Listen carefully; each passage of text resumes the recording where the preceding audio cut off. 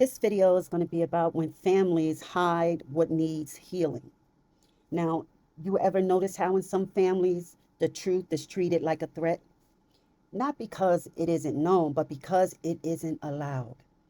The silence isn't peace, it's protection, not of people, but of patterns. See, a family that's built itself around pretending can't handle disruption. And truth disrupts. It shakes what's been standing on denial. So instead of healing, they hide. Instead of confessing, they control. Instead of changing, they choose comfort, choosing image over integrity. Now, a lot of families would rather look healthy than be healthy. They protect the picture, not the people in it. They'll say, we don't talk about that, as if silence could sanctify what happened. But what it really does is preserve dysfunction. It's like painting over mold, and it looks fresh for a moment, but underneath, decay keeps spreading. Now, image becomes armor. They'll fight to keep it shining, even if it costs their own souls. They'll sacrifice authenticity for acceptance. Because in their world, truth is betrayal and pretending is loyalty. We inherit more than eye color or laughter. We also inherit secrets, unfinished stories, shame, hidden wounds wrapped in phrases like, that's just how it was back then. And because our elders couldn't cry safely, they taught others, family members, to swallow emotions that were meant to be released. Shame became a family jewel, a family heirloom, passed down quietly, generation to generation, until somebody, usually the empath, says, wait a minute, why do I feel what nobody's saying? You start to notice the energy behind the silence. You start to connect the dots. How unspoken pain in one generation turns into confusion, addiction, resentment, or illness in the next. You're not crazy for seeing it. You're just the one who was born to stop it. Here's the truth no one wants to touch.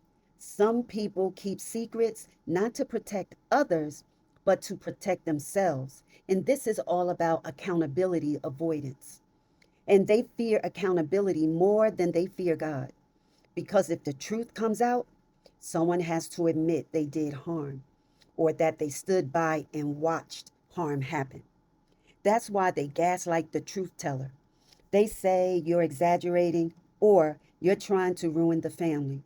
But what they really mean is you're threatening the version of me I built to escape my guilt. So they attack the messenger instead of the message. They isolate the one who sees because if they can make you doubt your memory, they can keep their power. Loyalty in families like that is silence, right? In toxic family systems, silence gets disguised as love. You're taught that covering for someone is being loyal, that speaking truth is being disrespectful, that protecting the family name matters more than protecting your own peace. But here's the revelation: loyalty built on lies isn't love, it's bondage. And silence doesn't stop pain, it seals it. You can't be both the keeper of peace and the keeper of secrets. Eventually, one will destroy the other. And when the empath finally says, I can't keep pretending, it shakes the room because now the air has truth in it. And truth demands everyone breathe differently. When you speak what's been hidden, don't expect applause. Truth doesn't come wrapped in thank yous. It comes with resistance because it rearranges energy. People will call you dramatic, ungrateful, rebellious, not because you're wrong, but because your honesty exposes what they built their identity around hiding. But that's the assignment of the truth teller, to bring light into what generations learned to avoid. You're not just confronting your parents, you're confronting patterns older than their childhoods. You're standing in a spiritual's courtroom where silence has ruled for decades, and every word you speak in truth breaks another link in that invisible chain. Now, breaking the silence is lonely at first. You lose the illusion of belonging. You stop getting invited to fake peace dinners where everyone smiles but nobody's seen. But what you gain is sacred. You start breathing honestly. You stop carrying stories that were never yours to hold. And in that release, you make room for healing to find your bloodline. Somebody had to say, this ends here. Somebody had to walk away from dysfunction so that love could have a new language. That somebody was you. From a higher view, family secrets are not just lies, they're energetic blockages. They keep the lineage vibrating at an unhealed frequency.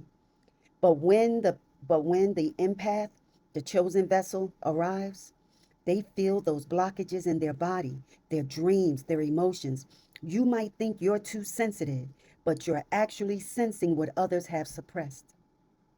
Your sensitivity isn't weakness, it's divine technology for restoration.